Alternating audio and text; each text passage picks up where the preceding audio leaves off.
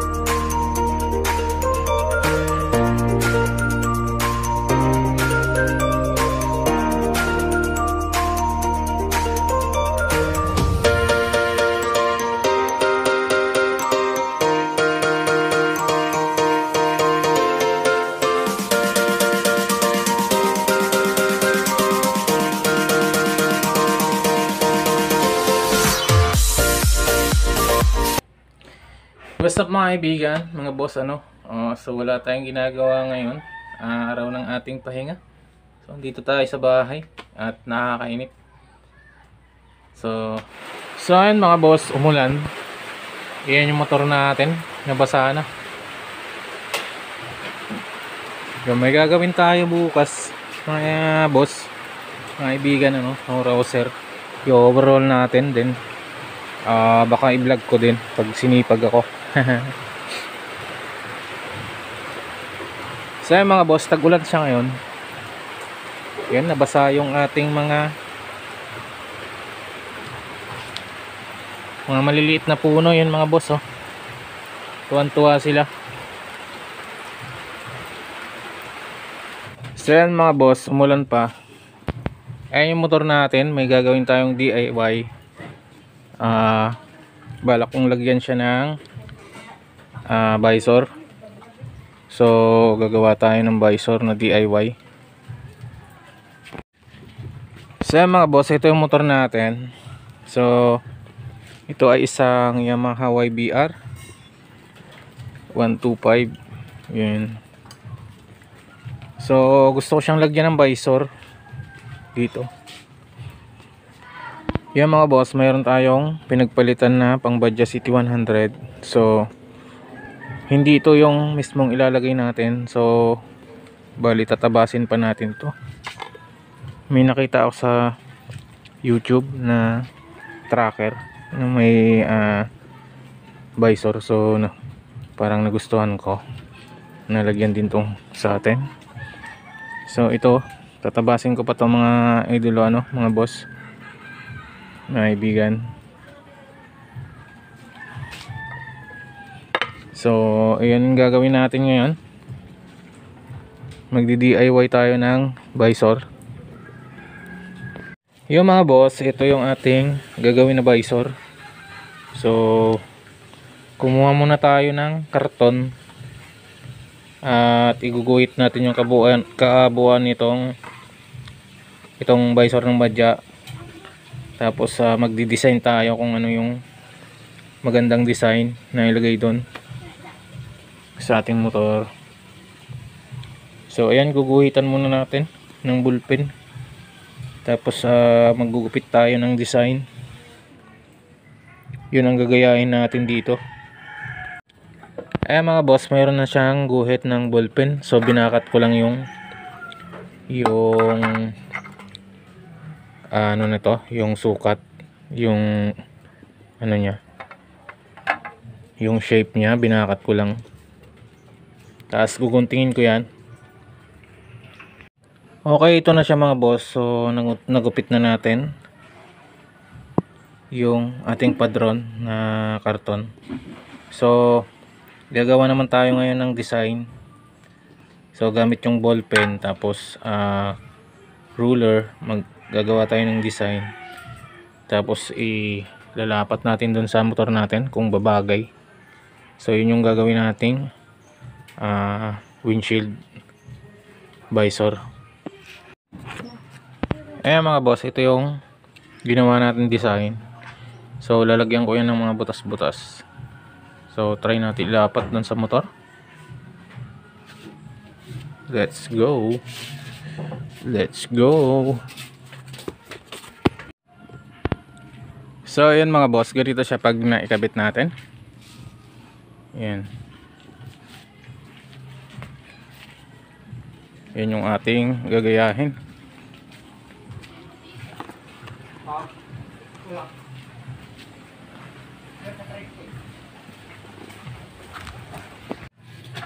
Yan mga boss, naguhitan na natin yung visor. So tatabasin na natin. Ganito yung magiging itsura nya. Tabasin natin ng grinder. So mayroon tayo ditong grinder.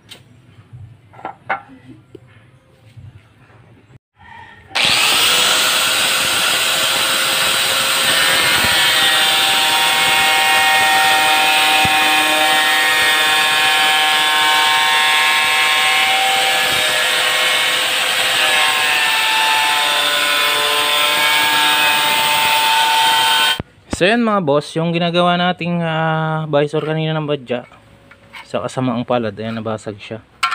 Hindi ko alam kung bakit nabasag, pero makunat naman siya. Hindi ko alam kung bakit nabasag.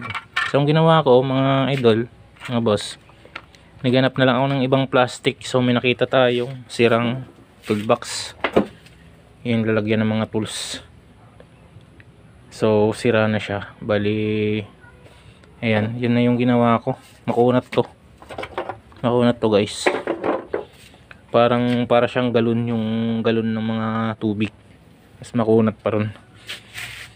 So maganda naman, may design siya, yung parang balat siya ng bayawak. Yun. So ang gagawin natin dito, pipinturahan natin ng, ewan ko kung silver o black yung babagay. So ito na lang yung ginawa natin. So ilapat natin, tingnan natin kung babagay. Yan mga idol, yan siya pag nakabit. So itataas pa natin ng bagya. Yan, ganyan yung magiging kabit nya mga idol.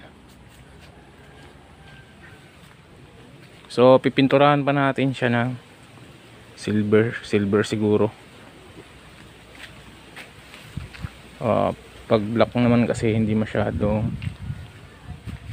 nakikita. So silver, try natin silver. Okay naman siya.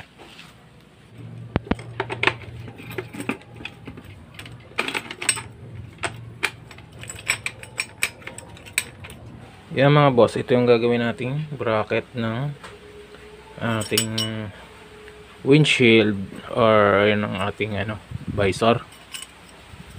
So gagawin lang natin tong 45 degrees pag ganyan. So galing to mga boss sa ating monorack. Yun, hindi na natin ginagamit. Ito na siya, naging toolbox na yung ating box. So gagawin na lang natin tong bracket ng visor.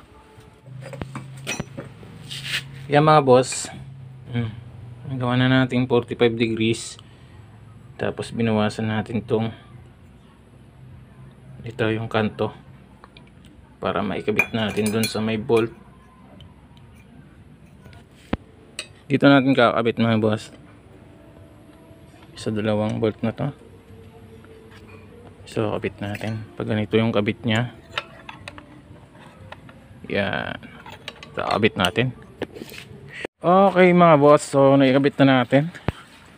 Bali ito yung kanyang bracket. So hindi pa napipinish, bali pagagandahin pa natin yan, then pipinturahan natin. So ito na yung kanyang itsura ngayon. Yan, pinturahan natin mamaya. So umuulan eh. So ito na siya mga boss. Bali na-adjust din yan. Yan, hindi pa inigpitan yung kanyang bolt.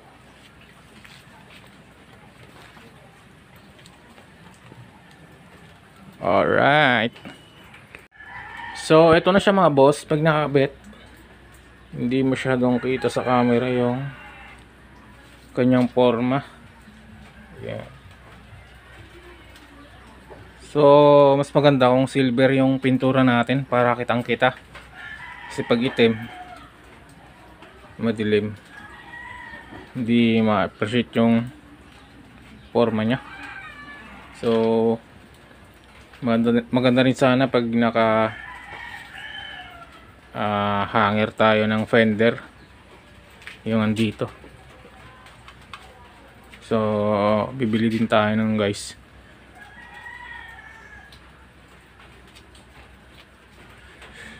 Yan. So, pipinturahan ko ng mga kaibigan ng silver. Yan. Update ko na lang kayo pag napinturahan natin. Okay naman. Ganda naman.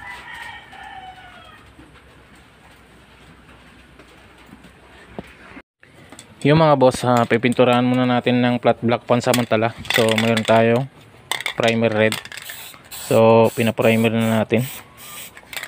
Pero, ang gusto kong ikulay dito mga boss, silver talaga para nakikita siya.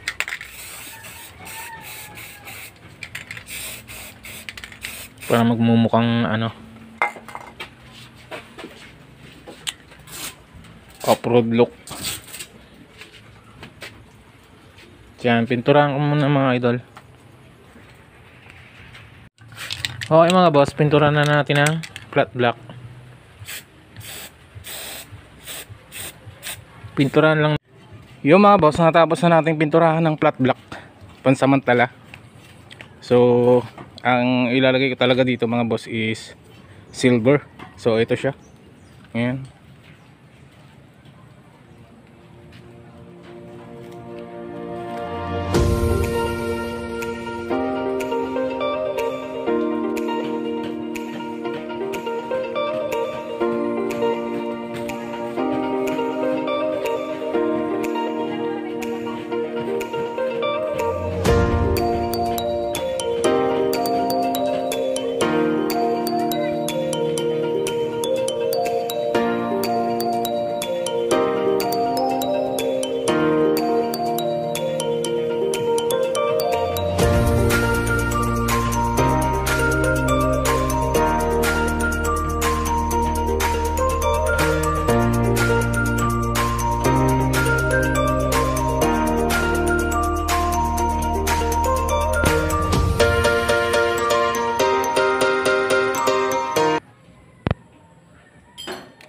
Okay mga boss, dito na nagtatapos yung ating video. Sana mga kaibigan ay meron kayong natutunan sa ating video na kahit konting kaalaman. Alam nyo mga boss, hindi nyo naman kailangan bumili ng mga pampaganda ng ating motor.